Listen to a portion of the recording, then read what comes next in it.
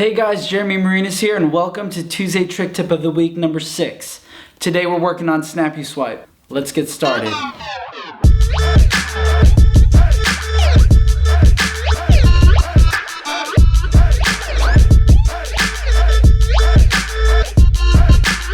For Snapuswipe, a lot of people ask me, how do you jump so high? How do you get so much time to do the kick and the spin? How do you just get it done so easily? If you guys watched my last week's TTT on the side swipe, everything you need to know to get started on this move is there.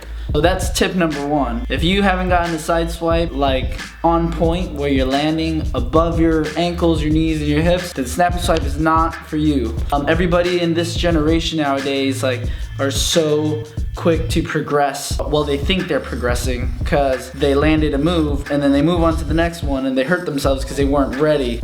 That's like side swipe and Snapuswipe. A lot of you guys are trying Snapuswipes, but you guys don't have good side swipes. So tip number 1 is go back to TTT number 5 and learn the basics of the side swipe, and then you can get started on Snapuswipe.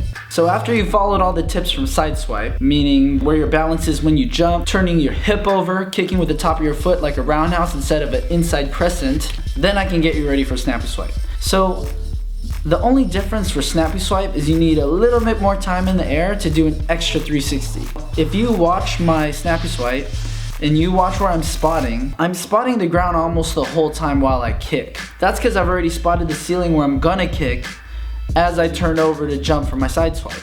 If you can finish your side swipe nice and high and you're spotting the ground, if you notice, by the time I'm done with my side swipe, or at least the kick of it, I'm still at the same level where I can still get an extra twist off. If you think of it simply like that, it's just one 360 more. I swear, it's really not that hard. By the time you jump for your side swipe, you've already turned most of the rotation for your Snapuswipe. When you're leaning back like this, all you gotta do is kick and you're already in 360 mode. It's really that simple, guys. Don't look at Snapuswipe like it's some hard, crazy move. It really isn't. The only way it'll ever actually feel that easy for you is if you go back and train your side swipe. I've been doing side swipe since I was like 11 or 10, and that's the only reason my pumping and my jumping is good off my cheat leg, is because just repetition and repetition and repetition. Before I even got to Snapuswipe, I did side swipe for so many years that built up the strength in my leg to do Snapuswipe. That's one of my other tips, is slow down the progression, guys.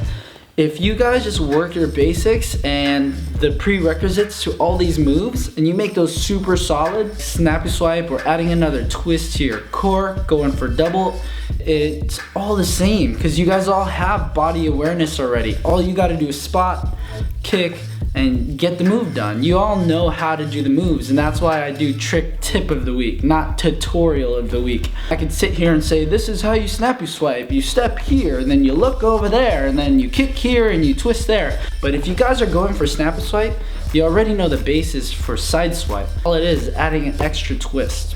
A more useful tip for the physicality of the move I can give you is when you're ready to twist, you want to use those elbows and incorporate your whole body. If you notice, most of my cheat kicks, as I start to spin, I go from really wide to really close. It's like whoop, boom, and that's where you get the torque.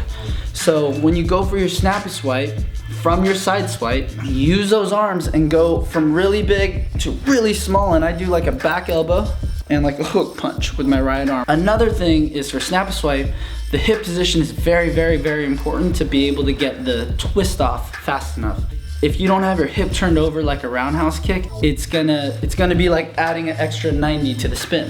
Also, another thing that gets me through the twist a lot faster is I'm kicking through the move. I'm not just throwing my leg out and trying to flip, I'm trying to kick. If you want a really good Snapuswipe, you have to treat it like a kick. It's not a flip, it's an actual kick. So if you kick through your spin, that's what's gonna get you there. And if you don't feel like you built up enough power to kick through and give another spin, and go back and drill those side swipes. That's all I can really tell you.